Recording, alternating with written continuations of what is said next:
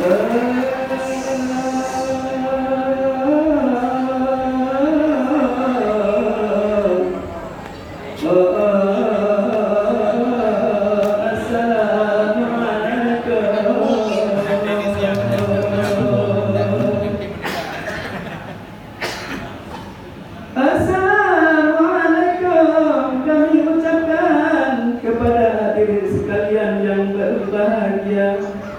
Pada malam ini kita saksikan acara pisah sambut Ketua dan Wakil Ketua Mahkamah Syariah Asyik wahai saudara.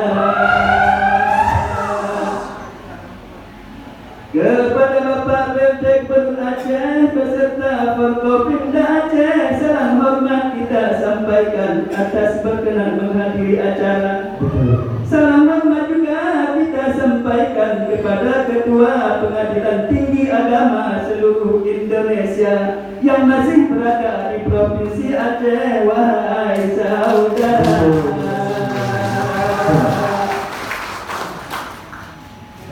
Kepada Bapak Jamil Ibrahim, selamat dan terima kasih kita sampaikan atas pengabdian untuk negara.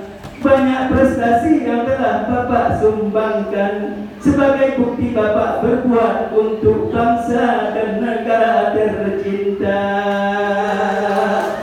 Bapak jadi panutan, Bapak jadi ikutan, Bapak pengayom umat, jadi tauladan untuk kita semua. Begitu juga kepada Ibu Rosmawardani, sekarang pindah tugas ke Medan, Sumatera Utara. Pesan teman-teman sekali-kali pulang kembali ke Aceh, temu kangen dengan kawan-kawan untuk mengenang nostalgia masa di Aceh, wahai saudara. Ke Bapak Hamid Pulungan Horas, Bapak kami sampaikan selamat bertugas di Mahkamah Syariah Aceh sebagai ketua. Sebagai wakilnya Bapak Zulkiflius, kita harapkan benar-benar serius dalam bekerja. Kita memohon kepada Allah Mahkamah Syariah Aceh ke depan lebih berjaya.